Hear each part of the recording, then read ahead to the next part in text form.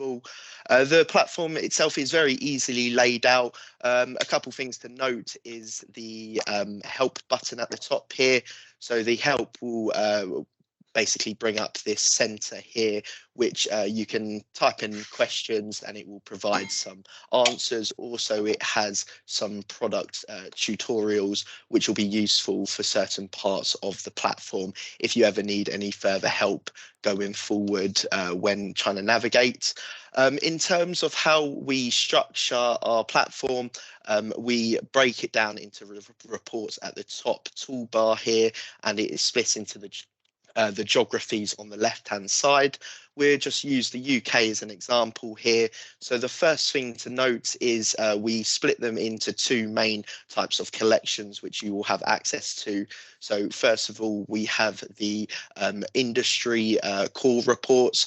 Now, these are all divided into UK SIC codes, which stands for Standard Industry Classification, which is all set out in line with the government and how they define what the core industries within the UK are.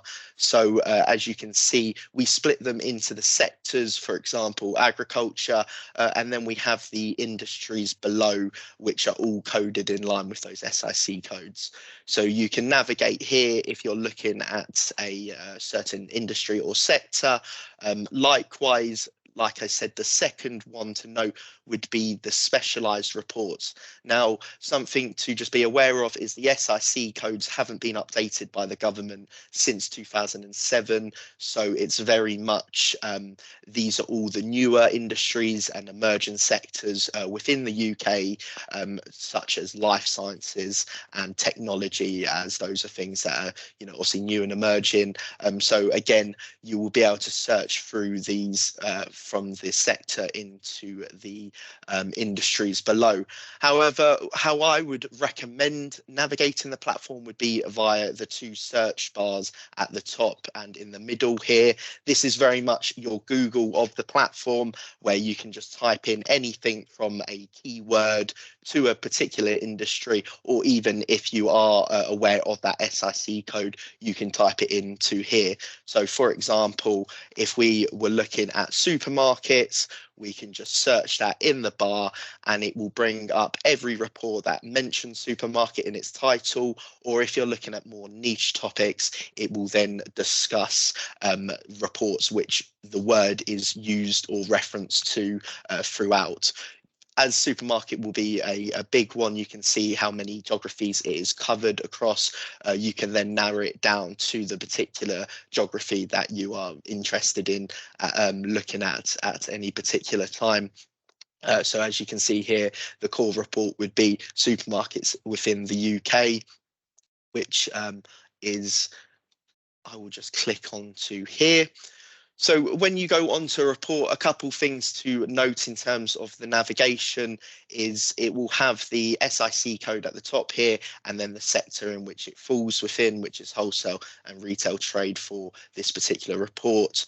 A good thing with our reports, they're all downloadable by clicking the button at the top there. You can download it in PDF, Word or Excel. Just one thing to note on that though is a lot of our reports, well, they're all interactive with graphs and charts. So when you download it, you won't have that accessibility to be interactive, but it will have, all the core data and, descriptive text throughout. Again, we have a search bar, but what differs to the previous one, this is just for the report. So you can search keywords that will flag within the report, just in case you're merely looking for a particular thing. You can narrow it down very quickly instead of looking through all of the reports. The report has sub-chapters on the left-hand side here. So again, very easy to navigate. And then they split into the key chapters within those sub-chapters. So you can just quickly skip to one of the parts. What I will do, I'll just briefly go through the one of these reports just in very top level information, just to give you an understanding of where to look for. But I would highly recommend just going away and having a look at a report The good thing about all of our reports is they're structured in the exact same format. So once you have got your understanding and bearings of one report, you will be confident and you will know how to navigate all of our reports. So the first page here is the about page. So very simply, this is the first section of the report and is there to provide an overview of the industry content that will be further analysed later on in the report. So the new this is a new section that's been added, which is recent developments. So this very much talks about what new and emerging external drivers are impacting the industry at the moment. So this can be anything from previously it would have spoken about COVID and Brexit to the Ukraine and Russia conflict, and obviously most applicably now would be inflation. It then just talks about the industry definition to make sure you're in the right place and you're looking at the right type of report, and then has a supply chain. This is also included later on in the report, but you will be able to use this to understand both the two tiers on the supplier and the buyer side of the supply chain. The good thing about these graphs is they're interactive, so you can click on these hyperlinks directly and it will take you to the relevant reports. For example, if you're wanting to look at tea processing, it will take you straight to that report. Then below, again, very similar to the hyperlinks, these are all the related and industries on both a domestic and international level. So if you're wanting to look at more of a global basis, you can look at reports which are very much the same throughout the geographies. It then discusses the major players, which is discussed more detail later on, and the main activities of that industry. Again, similar industries which are, again, on a domestic level and international below. It then has some additional resources which will be useful for people within academic, purely because this is where a lot of information came from for our analysts to write the report. So the Office of National Statistics will be a key one you see a lot, as all of our reports are made up of publicly accessible data, which our analysts use to comprise these reports. So this will be very useful for you to use, as you will potentially be able to get further resources and reading from a particular topic. And then it just has some jargon and glossary below, which just talks about some of the key terms that will be used within the report. So the industry at a glance is very much a snapshot of the industry, containing top level information, which is expanded on further in the report. So businesses will use this to get an understanding of how healthy the industry is by looking at things like revenue and profit. It mentions the key external drivers, and then it has a couple of relations to the industry structure and SWOT analysis, which is really important to look at, touching on those strengths, weaknesses, opportunities and threats within a particular industry. It then splits into other segments such as the products and services and major players, but these are all talked upon in more detail later on in the report. And also key trends, so things that are happening which is common within the industry, just to give you an idea of how the industry is performing and what things are affecting it. Then the last section, which is probably the most useful part of it as well, is the executive summary, which discuss the 5-year historical performance, the current performance, and the 5-year forecasted performance of the industry you're looking. We then go on to the industry performance. So the industry performance is very much comprised of both quantitative and qualitative data, focusing on the historical and current performance of an industry. So this looks at things like the key external drivers, key trends that are affecting the industry. As I mentioned earlier, these are all interactive, so you can see here the key external drivers has a comparison of the performance in regards to the revenue of the industry, and you can use that to highlight other things such as population and other potential key external drivers, which will be different throughout the reports. You can also download all of our reports, which will be useful for you if you're wanting to just have a better understanding, or you're wanting to potentially reference or use it within a piece of work. It then describes each of the key external drivers in more detail below. It then looks at the current performance, so just how that is performing in terms of a historical performance, and then it does have a forecasted outlook. Good thing here is you can compare it to the sector as well as the UK economy as a whole, so you can just see where that is trending in relation to the sector or the industry, the UK economy.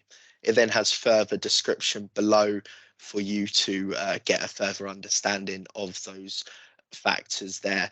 Then we have the historical performance, which is purely a table full of data in order of the breakdown of the topics which were discussed above in terms of a core value, a percentage change year on year. So here you can just see how the revenue changed year on year, and then it has the industry ratios there for you to look at.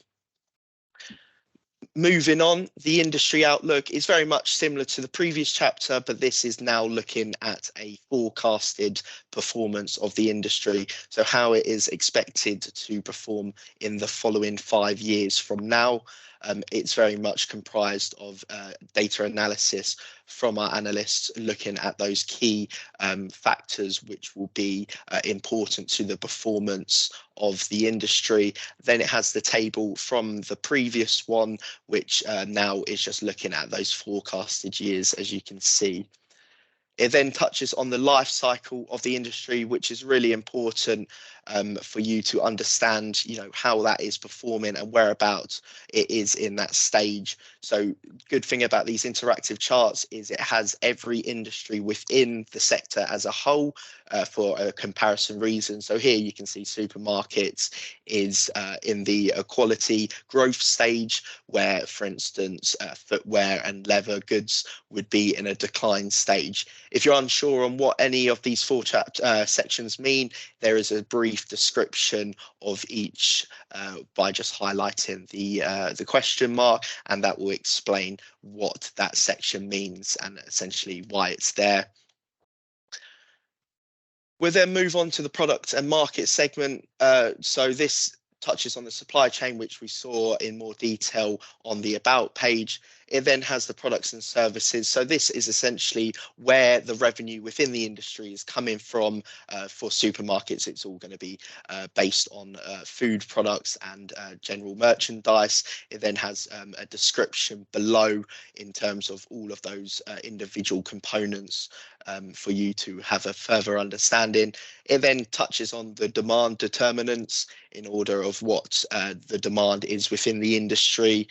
Then it has the major markets. So this will be different depending on the report you look at. But for the supermarkets, it is split into the income brackets. So the first income being the lowest earners within the UK, and the fifth income being the highest earners. And this is just who is spending the most money in terms of the overall contribution to the industry's revenue. Again, has further information below. This section, international trade, isn't too relevant for supermarkets, but things like manufacturing, it will be more applicable, and it will just have further information there. Business locations. So this is a good understanding of where establishments are located within the UK.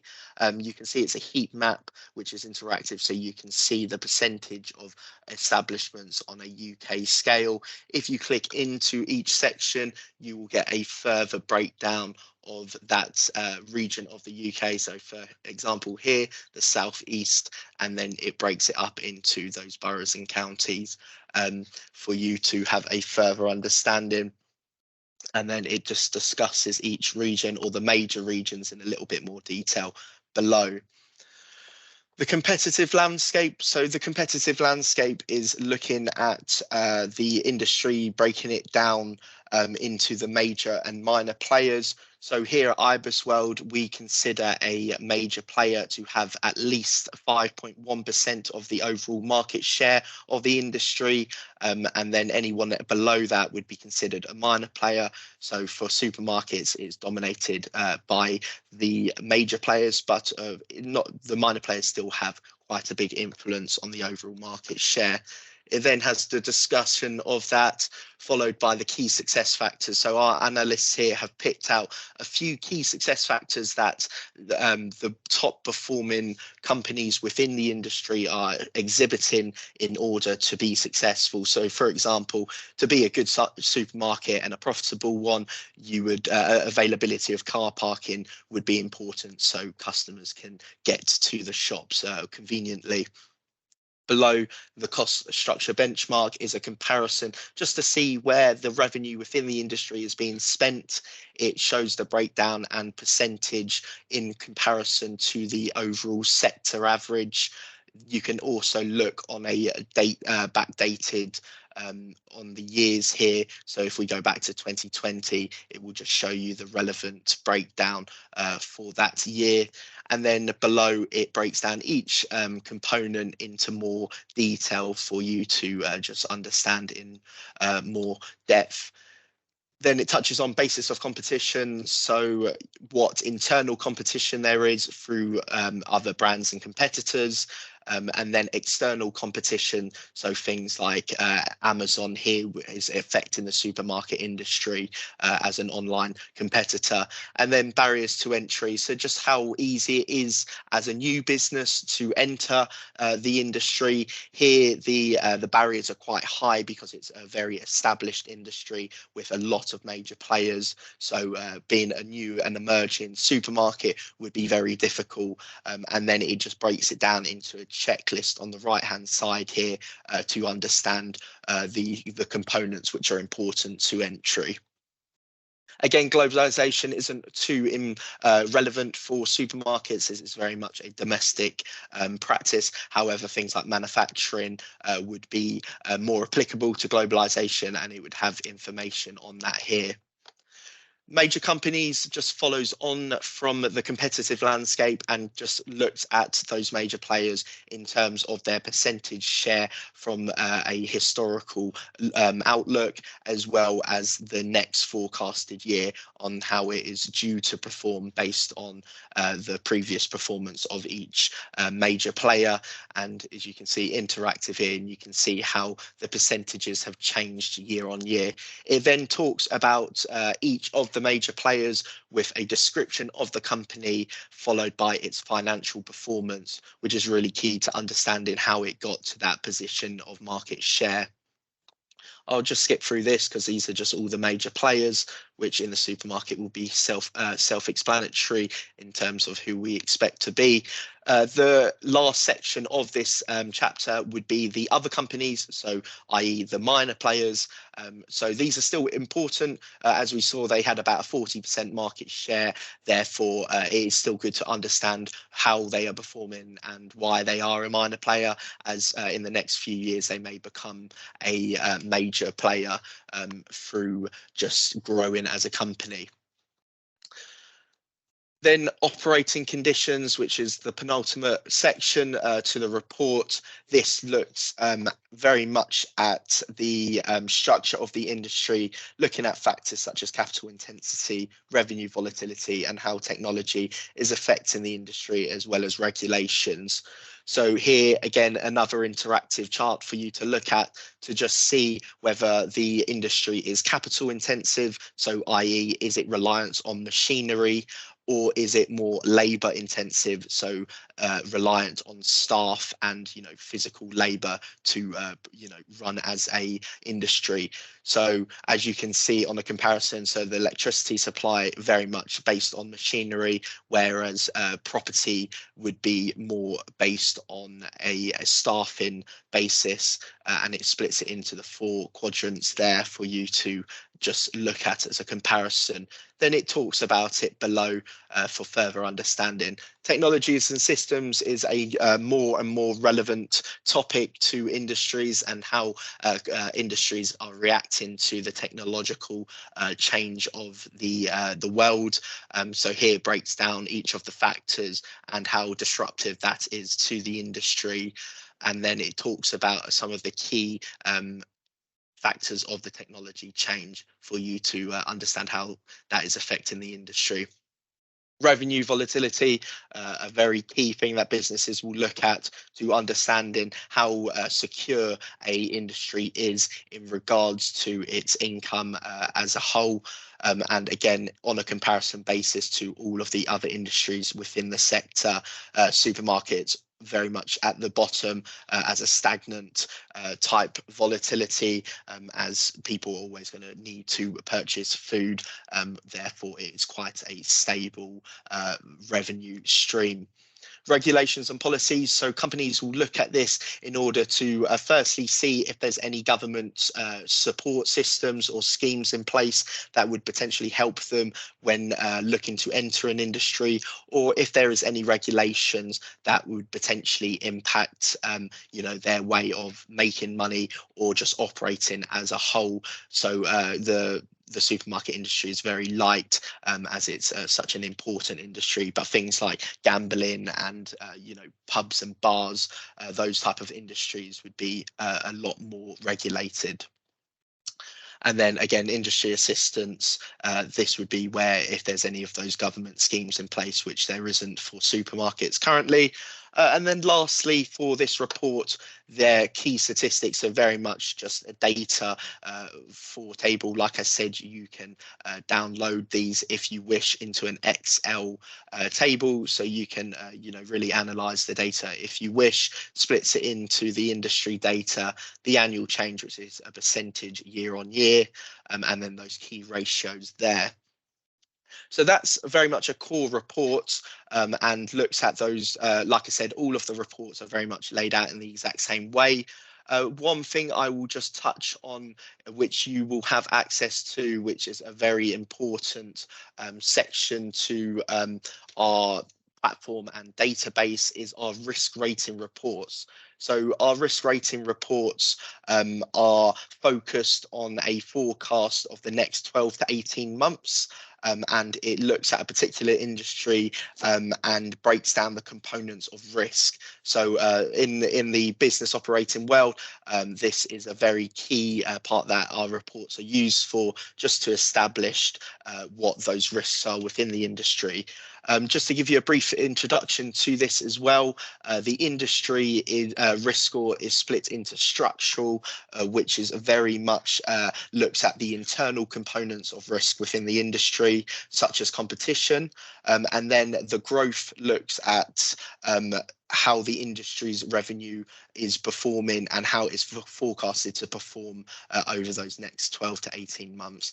And then lastly, the sensitivity is the highest weighting of the overall risk score, and that is because it is comprised of those key external factors which are impacting an industry and therefore its overall risk. So companies will look at this and they will highlight things of potential concern. So here for the supermarkets, the sensitivity risk is the highest score. So they would then look at the chapter of sensitivity risk, and where it will show them a further breakdown of how that score was comprised based off of further risk scores, which comprise the overall risk. So here the demand for department stores is very high in terms of risk, so therefore is a higher weighting of the overall score.